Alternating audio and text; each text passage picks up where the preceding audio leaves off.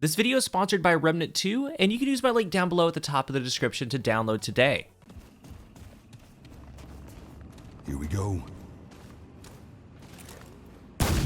Introductions to a new game you've never played before or heard about is important. It's always been important to me because some of my favorite games have come from videos like this one. A lot of times, you may never have known a game is just for you. This video is spoiler free, it's not a review or anything like that. There's some of the first dungeon gameplay, but it's to show what's going on, what you're getting yourself into. This week, July 25th, Gearbox Publishing and Gunfire Games are releasing the follow-up to the 2019 hit Remnant from the Ashes, and From the Ashes is a 9 out of 10 on Steam. Over 39,000 reviews. The follow-up, Remnant 2, is now here, and it's already drawing hype. IGN has it at a 9 out of 10. It's available for Xbox Series S and X, PlayStation 5, and on Steam and the Epic Store. Do you need to play the first game? No, you don't. There are some character callbacks, but this is its own adventure. So what is Remnant 2? Who's it for? Why should it be on your radar? It's a third-person co-op loot shooter, and if you're a follower of the channel, the whole looter shooter thing is very welcomed around here. So what's it about?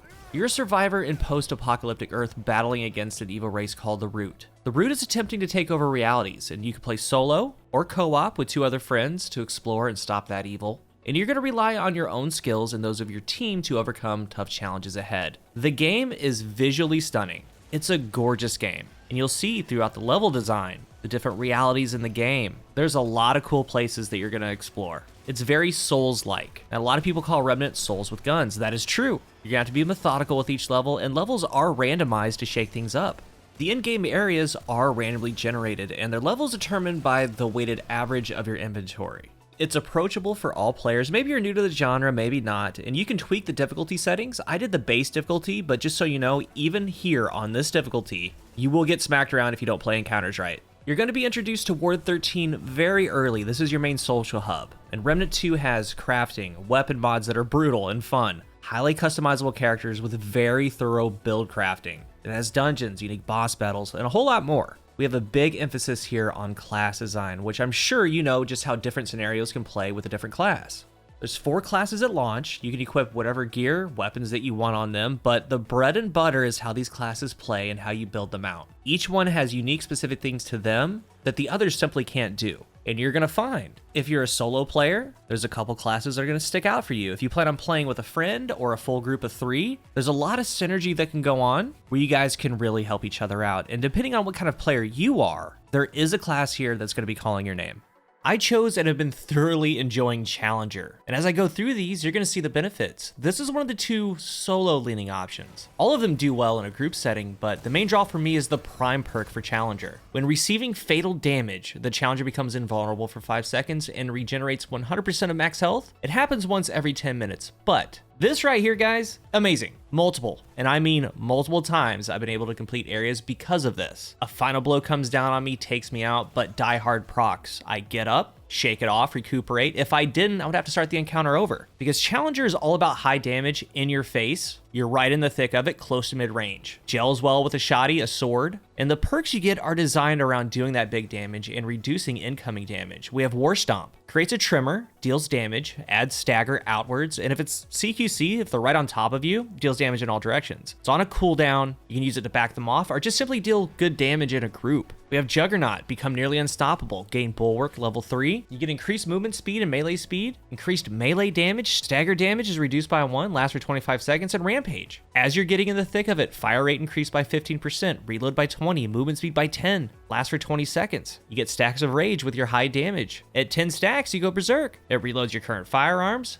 doubles the rampage effects for 20 seconds, has a 63-second cooldown. Collectively, you're seeking and destroying with high damage, and if you overextend, which I have many times, you have Die Hard, a second chance. So as a solo, you can be a little reckless at times, I know I have, and get bailed out. Or you can pop your perks to clear areas that you've been having some issues with. And in a team setting, same deal. But your teammates' abilities are gonna make you that much better. Like the medic, the ultimate healer. That's for the medic and the allies. No one heals like the medic. Like, tell me if you've seen this before. As an archetype skill, Wellspring, the medic channels a healing spring on the ground, spreads out 3 meters, and inside the spring, it restores 10.5 health per second, and greatly increased blight decay rate. Lasts for 15 seconds, similar to a Well Warlock in Destiny. Pop the Rift, and in this game, game, health is king. It's an asset to yourself and your team. All that healing goes to the Prime perk. Challenger has Second Chance. The Medic has Regenerator. After restoring 250 total health to allies, you regain a spent relic charge. Another archetype skill.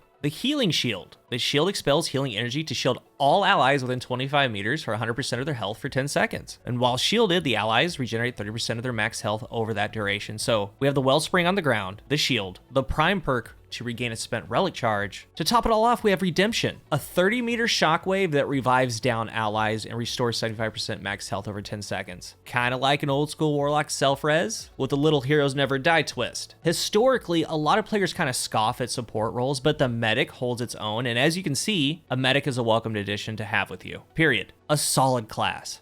Third class is the Hunter, and I almost picked Hunter out of the gate. I mean, this one hits home for me. It looks like it would feel like home. Check it out. Hunter's about long-range precision gameplay, and the perks are designed around that, because the Prime perk is dead to rights. Hitting ranged weak spots extends the duration of active Hunter skills by 3.5 seconds, and you can extend this timer beyond its initial duration. That's the baseline of the kit, because the perks support it, like Hunter's Mark. Pop it, mark all enemies within 35 meters, and the Hunter gains 15% increased range and melee damage, lasts for 35 seconds. So with the group or solo, it's always going to be nice knowing what's out there, and you and allies get a 15% increased crit chance against all those marked enemies. Hunter's Focus, aiming at an enemy for 0.1 seconds applies mark, so near instantly. And as long as you're continuously ADSing uninterrupted without shooting for a second, causes the Hunter to enter a focused state. Now, while focused, you get reduced weapon spread, recoil sway by 75%, and grants 25% ranged and ranged weak spot damage, and 10% ranged crit chance. Lasts for 20 seconds. And focus state can last up to 10 seconds after the skill duration expires. And since it applies mark, there's that 50% crit chance for you and allies.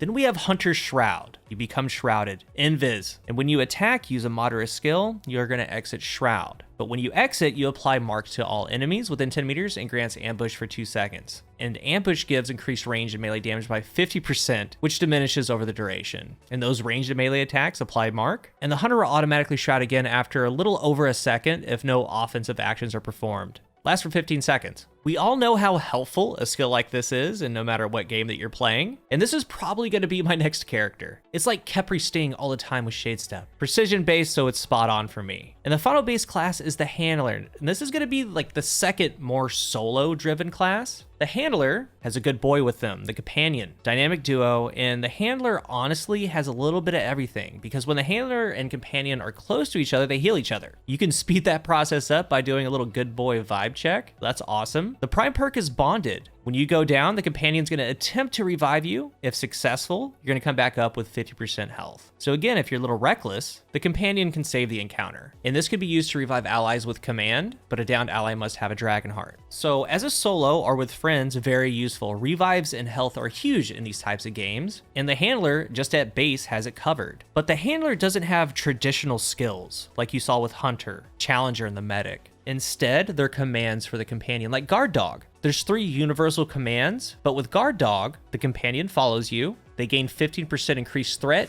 and they get 20% DR. And with the Companion, a single press, the Companion's going to engage enemies near a target location. A double tap, the Companion returns to the Handler, remains there, but a hold, Hal reduces damage by 15% to all allies within 20 meters, and the Companion generates more threat. And what you're going to find with this, solo or not, the Companion is just a massive help, numerous ways. Taking aggro, healing, reviving. Next, Support Dog. They follow you and continually heals allies within 3.5 meters for 0.25% of max health per second. The same single, double, and hold command. And with hold, the Howl grants 2% of max health per second and 25% increased movement speed for all allies within 20 meters. Then Attack Dog. Companion follows the player, and the Companion gains 20% more damage. You can send out with a single press, double tap to bring them back, but the hold, Howl increases damage by 20% for all allies within 20 meters. Jack of all trades. Again, another class that's more than capable solo or with friends. Now the 5th is the Gunslinger. It's unlocked early if you pre-ordered Remnant 2, but if not, that's okay. It will be available later on in the game, and you're going to be tied up and mastering the other classes when you get there. All of these look like so much fun. The abilities, the skills are what really sets them apart. And like I said, I'm really enjoying Challenger. Big damage, kind of tanky, and as you progress them, all the skill points that are available helps that class. Like Challenger has strong back, reducing encumbrance, meaning you can wear thick armor, no problem. And as you play, you can slot in these points to make them play how you want them to.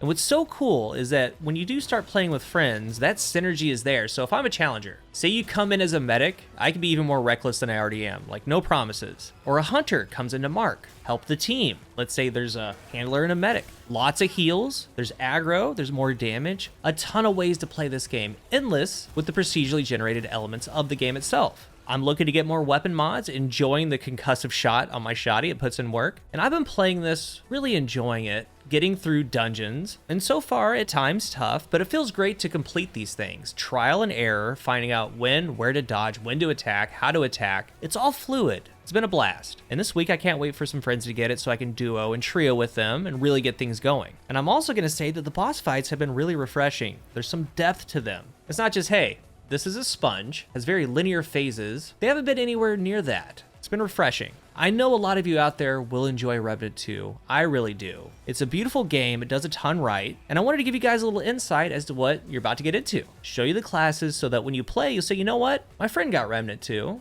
and if I were a medic, we would just roll. Or, you know what? I'm more of a solo player. The handler looks like something for me. And that's what's really great about Remnant 2. Play how you like to play with your play style. The game has you covered. So check it out down below. There's a link at the top of the description, and let me know which class really speaks to you. Thank you for watching, and until the next one, I am CoolGuy.